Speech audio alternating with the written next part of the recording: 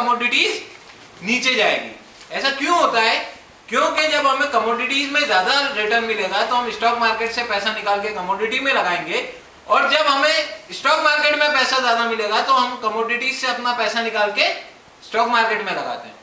तो ये एक और हमारे पास रिलेशन है कि अभी जैसे हमने देखा है कि गोल्ड सिल्वर नीचे आ रहा है, सबको पता है, लेकिन इक्विटी मार्केट तेज हो रहा है। तो अगर अगले दिन इक्विटीज भी तेज खुला है, इंडियन मार्केट भी अगर आप देखेंगे कमोडिटी 10 बजे खुलता है, लेकिन हमारा इंडियन मार्केट 9:15 बजे खुल जाता है। अगर स्टॉक मार्केट तेज है तो हमें उस दिन का एक मोटा मोटा डायरेक्शन पता लग जाता है कि आज कमोडिटीज वीक हो। सब समझ पा रहे हैं मुझे ना? दूसरा जो होता है US and world inflation. Inflation का बहुत बड़ा इंपैक्ट होता है कमोडिटीज के मूवमेंट पे। इन्फ्लेशन क्या होता है? कीमतें बढ़ना। जितना कीमतें बढ़ेगी उतना हमारी स्पेंडिंग कैपेसिटी कम हो जाएगी, क्योंकि हम खरीद नहीं पाएंगे चीजें। जैसे ही चीजें नहीं खरीदेंगे तो इकोनॉमी वीक होगी, इकोनॉमी में पैसा नहीं रहेगा स्पेंड करने के लिए, और उसी लिहाज से कमोडिटी मार्केट बढ़ेगा। वापस वही रिलेशन, जब भी इकोनॉमी वीक होगी स्टॉक मार्केट वीक होगा, और जब स्टॉक मार्केट वीक होता है तो कमोडिटीज बढ़ती है। ठीक है? Then we have dollar index, US dollar index. बहुत इंपॉर्टेंट फैक्टर है। जब भी हम कमोडिटी के मूवमेंट को ट्रैक करते हैं, डॉलर इंडेक्स एक वो चीज है, यूएस ने क्या किया है, जितनी भी वर्ल्ड की करेंसी है सबको इकट्ठा करके एक इंडेक्स बनाया है। अभी उस इंडेक्स की वैल्यू चल रही है 80.20, उसने हाई बनाया था 102 का।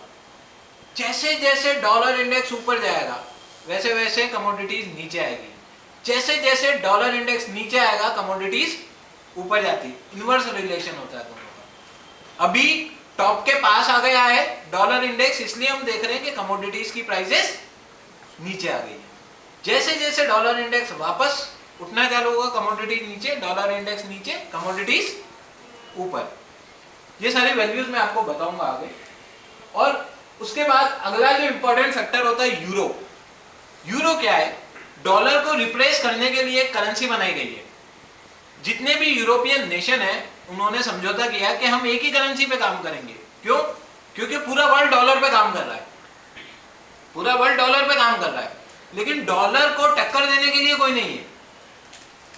यूरो नेशन ने बोला कि हम भी उतने ही सक्षम हैं, लेकिन हमारी करेंसी का अस्तित्व नहीं है।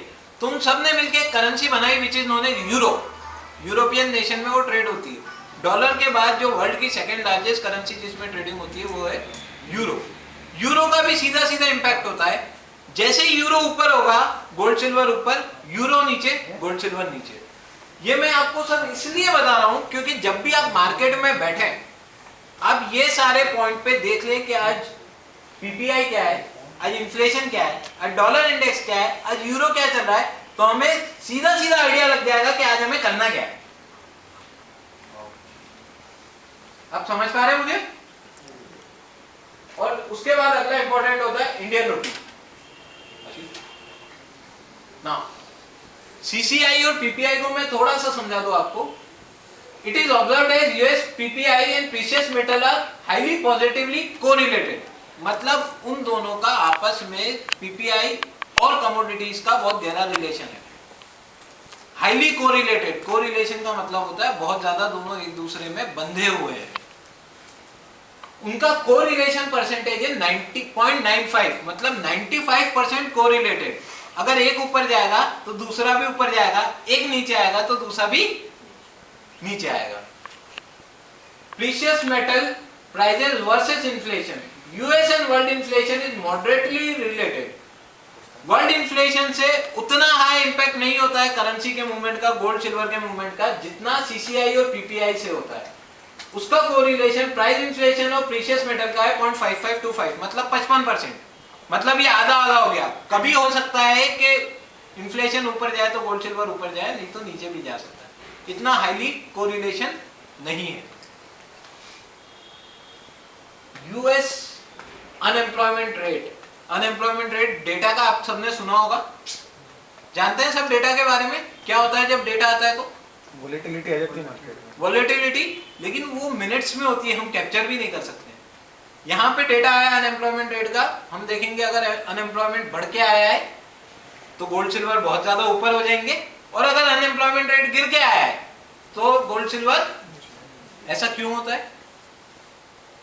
अनएम्प्लॉयमेंट रेट वापस एक ही चीज बताता है, इकोनॉमी का स्टेटस। इकोनॉमी अगर मजबूत होगी तो ज्यादा से ज्यादा जॉब्स क्रिएट होंगे, जॉब क्रिएट होंगे मतलब एम्प्लॉयमेंट बढ़ रहा है, लोगों के पास पैसा है, इकोनॉमी मजबूत होगी। तो जैसे ही इकोनॉमी मजबूत होगी गोल्ड सिल्वर नीचे आ जाएंगे। जैसे इकोनॉमी वीक होगी मतलब अनएम्प्लॉयमेंट रेट बढ़ के आया है, ज्यादा आया है, मतलब इकोनॉमी वीक हुई।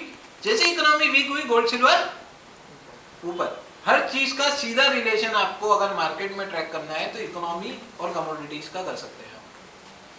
इकोनॉमी ऊपर, कमोडिटीज नीचे, इकोनॉमी नीचे, गोल्ड सिल्वर ऊपर।